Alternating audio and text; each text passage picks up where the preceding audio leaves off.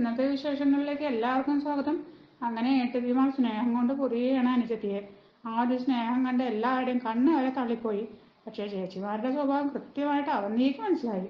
ഒരു എളുപ്പമില്ലാത്തതെന്നാണ് അവന്തി അവരുടെ മുഖത്ത് നോക്കി പറയുകയും ചെയ്തു. അത് കേട്ട് പിന്മാറാനോ അങ്ങനെ എല്ലാവർക്കും സംശയങ്ങൾ ഉണ്ടാക്കാനൊന്നും മുഴുവനും തയ്യാറാകുന്നില്ല. കാരണം നിലനിൽപ്പിന്റെ പ്രശ്നമല്ലേ. അതുകൊണ്ട് അങ്ങനെ കൺമണിയെ എത്തിക്കൊണ്ട് ഭയങ്കര മേക്കപ്പും മറ്റുമൊക്കെയാണ്.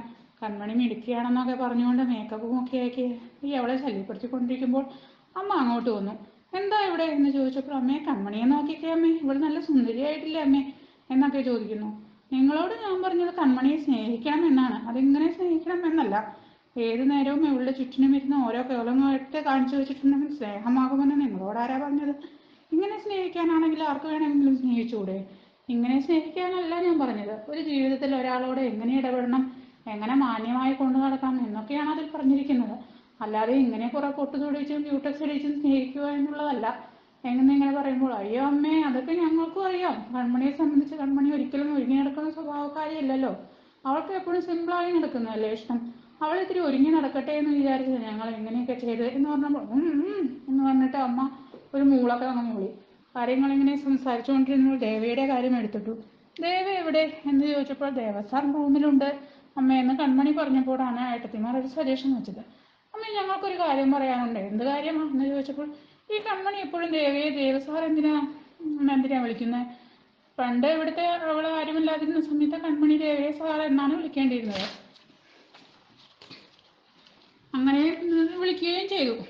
ഇപ്പോൾ അങ്ങനെയല്ലല്ലോ, കൺമണി വീട്ടിലെ അംഗമല്ലേ, ഞങ്ങളുടെ അനുജത്തിയല്ലേ, മാത്രമല്ല ദേവിയുടെ ഭാര്യയുമാണ്. അപ്പോൾ പിന്നെ ദേവിയെ സാറ് എന്ന് വിളിക്കേണ്ട വല്ല കാര്യവുമുണ്ടോ എന്ന് ചോദിച്ചു.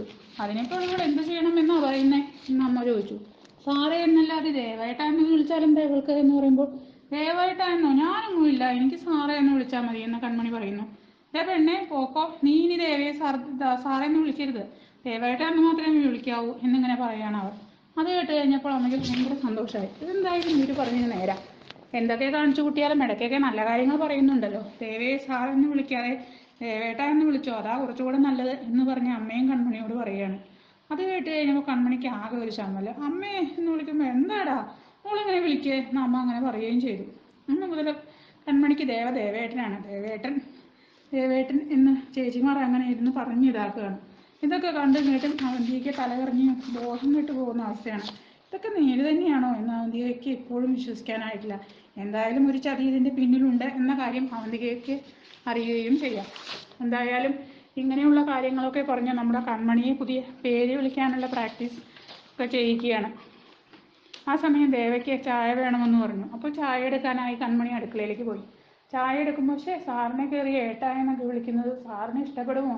അങ്ങനെ വിളിക്കുന്നത് മോശമല്ലേ? അങ്ങനെ ഞാൻ വിളിച്ചു കഴിഞ്ഞാൽ ഞാൻ വിളിക്കില്ല എന്നൊക്കെ തന്നെത്താൻ ഇങ്ങനെ അടുക്കളയെ പറഞ്ഞുകൊണ്ട് നിൽക്കുകയാണ്. അങ്ങനെ ചായയൊക്കെയായി കൺമണി മുകളിലെത്തി. മുകളിലപ്പോൾ ആരും ഉണ്ടായിരുന്നില്ല. പെട്ടെന്ന് കൺമണി കണ്ണാടിയുടെ മുന്നിൽ പോയി നിന്നു. എന്നിട്ട് ചായ എവിടെ വെച്ചിട്ട് ഞാനൊന്ന് വിളിച്ചു നോക്കിയാലോ, ദേവേട്ടാ എന്ന്. അത് വിളിക്കണ്ടേ എന്നിട്ട് ദേവേട്ട എന്ന കണ്ണാടിയെ നോക്കി വിളിക്കുക. ദേവേട്ട ദേവേട്ട ദേവേട്ട എന്ന് വിളിച്ചപ്പോഴേക്കും എന്തോ എന്നൊരു വിളി അവിടെ നിന്നും കേട്ടു. അത് കണ്ടതും കേട്ടതും കൺമണി ആകെ ഐസായി പോയി. കൺമണി തിരിഞ്ഞു നോക്കിയപ്പോൾ അവിടെ നിൽക്കുന്നത് ആരാ? ദേവയെ കണ്ടതും കൺമണിക്ക് നാണമാണോ എന്തൊക്കെയാണോ വരുന്നത് എന്നൊന്നും പറയാനില്ല. താനിപ്പോൾ എന്താ എന്നെ വിളിച്ചേ, ഒന്നുകൂടി വിളിച്ചേ എന്ന് പറഞ്ഞുകൊണ്ട് കൺമണിക്കരികിലേക്ക് ദേവ വന്നു. ഇല്ല, അത് ചുമ്മാ ഒന്ന്. ഞാൻ എന്ത് ചുമ്മാ എന്ന്? താൻ ഒന്നുകൂടെ വിളിക്കടോ, ഞാൻ കേട്ടതല്ലേ താൻ വിളിക്കുന്നത്.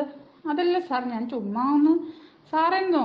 അങ്ങനെയല്ലല്ലോ താനിപ്പോൾ വിളിച്ചത് എന്ന് പറഞ്ഞപ്പോൾ ദേവേട്ട എന്ന് വിളിക്കുകയാണ് കൺമണി.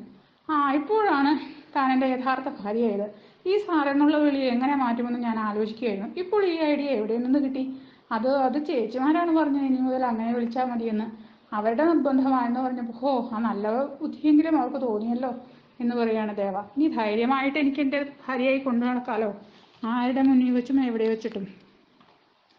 അങ്ങനെ വിളിക്കാവൂ എന്ന് കൺമണിയോട് ദേവ പറയുകയാണ്. കൺമണിയാണെങ്കിൽ നാണത്തിൻ്റെ ആശാത്തി ആയതുകൊണ്ട് ഭയങ്കര നാണം ഗുണങ്ങളിലൊക്കെ ആയി അങ്ങനെ നിൽക്കുകയും ചെയ്യുകയാണ്.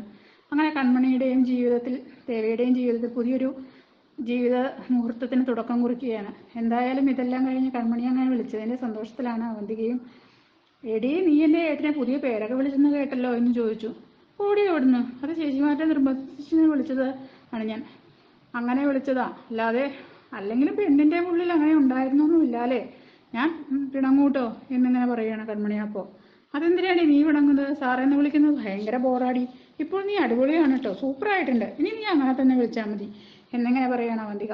അങ്ങനെ മൊത്തത്തിൽ എല്ലാവരും അറിഞ്ഞു കൺമണി ദേവേട്ട എന്ന് വിളിക്കുന്നത്. അച്ഛനും അമ്മയ്ക്കും ഒക്കെ ഭയങ്കര സന്തോഷം. ഇതെല്ലാം കഴിഞ്ഞ് ദേവ ഒരു പുത്തൻ പരിപാടി ഒപ്പിച്ചു. വേറെ ഒന്നും അല്ല കേട്ടോ, കൺമണി അടുക്കളയിലേക്ക് വന്നപ്പോൾ ദേവ അവിടെ നിൽക്കുന്നത് കണ്ടു കൺമണി.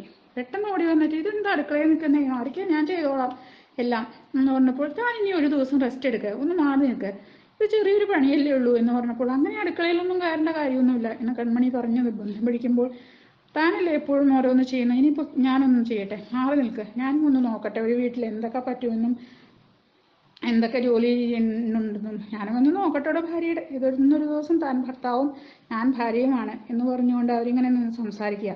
അങ്ങനെ സംസാരിച്ചു കഴിഞ്ഞപ്പോൾ കൺമണിക്ക് ആകെ എങ്ങനെയൊന്നും പറയല്ലേ, എനിക്കിതൊന്നും പറ്റില്ല കേട്ടോ എന്നിങ്ങനെ പറഞ്ഞപ്പോൾ, തനിക്കൊന്നും പറ്റണ്ട, ഞാൻ ചെയ്തോളാം എന്ന് പറഞ്ഞുകൊണ്ട് കൺമണിയോട് പറയുകയാണ് ദേവ. അതിനുശേഷം ദേവ തകൃതിയായിട്ട് പണിയാണ്. അടുക്കളയിലാണെങ്കിലും പുറത്തുമൊക്കെ എല്ലാം നോക്കിയും കണ്ടും ചെയ്യുകയാണ്. അടുക്കളയിൽ ചെയ്ത് കഴിഞ്ഞപ്പോൾ അടുത്ത് അലക്കായി. കൺമണിയെ അടുത്ത് പോയി ഇരുന്ന് വേണ്ട ഞാൻ അലക്കാമെന്ന് പറഞ്ഞു. വേണ്ട സാർ, വേണ്ട, നമ്മൾ തമ്മിൽ ഒരു നിബന്ധനയുണ്ട്, മാറിയെന്നേ എന്ന് കൺമണിയോട് പറഞ്ഞുകൊണ്ട് അലക്കാൻ തുടങ്ങി ദേവ. ദേവയാണെങ്കിൽ ഭയങ്കര തുണികൾക്ക്, ദേവയുടെ തുണികളൊക്കെ കണ്ട് കൺമണിയാണെങ്കിൽ ചിരിയോടുകൂടി, ദേവയാണെങ്കിൽ സോപ്പൊക്കെ ഇട്ട് പതപ്പിച്ചാണ് അലക്കുന്നത്. അങ്ങനെ രസകരമായ സിറ്റുവേഷനിൽ ദേവ ഭാര്യയും കൺമണിയും ഭർത്താവും ആണല്ലോ. ഇപ്പോൾ ഒരു ഭാര്യ എങ്ങനെയായിരിക്കണമെന്നും ഭർത്താവ് എങ്ങനെയായിരിക്കണമെന്നും രണ്ടുപേരും രണ്ട് പേരിൽ നിന്ന് പഠിക്കാനും വേണ്ടിയാണ് അവരിങ്ങനെയൊരു സിറ്റുവേഷൻ ക്രിയേറ്റ് ചെയ്യുന്നത്. അങ്ങനെ ഒരു കോമ്പറ്റീഷൻ എന്ന രീതിയിലാണ് അത് വന്നിരിക്കുന്നത്. എന്തായാലും ചേച്ചിമാരുടെ ചെറിയൊരു ചെയ്ത്ത് അവർക്ക് വലിയൊരു ഭാഗ്യമായിട്ട് വന്നിരിക്കുകയാണ്. അങ്ങനെ ദേ പാൻറ്റും ഷർട്ടും ഒക്കെ ആയിട്ട് കൂളിംഗ് ഗ്ലാസ്സും ഒക്കെ ആയിട്ട് വന്നിരിക്കുകയാണ് കൺമണി. ദൈവമേ, ഇതാരാ വന്നിരിക്കുന്നത്, ഇതെന്താ ചേട്ടാ എന്ന് ദേവ് അവിടെ നിന്ന് ചോദിക്കുമ്പോൾ കൺമണി സ്റ്റൈലായിട്ട് വരികയാണ്. ഇതൊക്കെ കഴിഞ്ഞ് കൺമണി ഭാര്യയെ ഭർത്താവ് ചേർത്ത് പിടിക്കുന്ന പോലെ കൺമണി ദേവയെ ചേർത്ത് പിടിക്കുകയാണ്. ഇത് കഴിഞ്ഞപ്പോൾ ദേവ സാരി ഉടുക്കുന്നു, കൺമണി മുണ്ടും ഷർട്ട് ഇടുന്നു. ഒരു ഭാര്യയും ഭർത്താവും ഇടയിൽ നടക്കുന്നത് പോലെ കൺമണിയിലും ദേവയിലും ഇടയിൽ നടക്കുകയാണ്. അങ്ങനെ അവരുടെ പ്രണയ രംഗങ്ങൾ അങ്ങനെ മിന്നി മറിഞ്ഞു പോയിക്കൊണ്ടിരിക്കുക. അതിനുശേഷം കൺമണി ദേവയിലേക്കും ദേവ കൺമണിയിലേക്കും കൂടുതൽ എടുക്കുകയാണ്. അവർ തമ്മിലുള്ള അകൽച്ച കുറഞ്ഞു വരുന്ന ആ സിറ്റുവേഷനിൽ ആയി. ആ വീട്ടിനകത്ത് വെള്ളക്കെട്ട് പോലുള്ള ഒരു സ്ഥലമുണ്ടല്ലോ, അതിനകത്ത് കയറി കുളിക്കുന്നു, ഓടുന്നു, ചാടുന്നു. ചേച്ചിമാർക്ക് പറഞ്ഞു കൊടുത്ത് അബദ്ധമായി പോയോ എന്നൊരു തോന്നലും ഉണ്ടായി. കാര്യം അതുപോലെയാണ് അവരുടെ ആ സിറ്റുവേഷൻ മുന്നോട്ട് പോയത്. ഇത്രയും നാളും ദേവിയുടെ ജീവിതത്തിൽ എന്തെങ്കിലും സംഭവിച്ചിട്ടുണ്ടോ എന്നൊരു ടെൻഷൻ അച്ഛൻ്റെയും അമ്മയുടെയും ഇടയിൽ ഉണ്ടായിരുന്നു. പക്ഷെ ഇപ്പോൾ അതൊക്കെ മാറി പൂർണ്ണ സന്തോഷമാണ്. കാരണം അടുത്തൊന്നും ദേവിയുടെയും കൺമണിയുടെയും ജീവിതം പോലെ ഏറ്റവും സന്തോഷത്തോടെ ജീവിക്കുന്ന ഒരു ദമ്പതികളില്ല എന്ന് അച്ഛനും അമ്മയും തിരിച്ചറിയുകയാണ്. അതിൻ്റെ വലിയൊരു ഹാങ് ഓവറിലാണ് അച്ഛനും അമ്മയും നിൽക്കുന്നത്. അങ്ങനെയുള്ള വലിയൊരു ട്രീറ്റ് തന്നെ ഒരുക്കിക്കൊണ്ടാണ് ഇനിയുള്ള വിശേഷങ്ങൾ നമ്മുടെ മുന്നിലെത്തുന്നത്. അങ്ങനെ ഒരു സൂപ്പർ ഹിറ്റ് വിശേഷങ്ങൾക്കായി നമുക്ക് കാത്തിരിക്കാം അല്ലേ. Thanks for watching my serial. This is signing off Sreedevi. Bye by.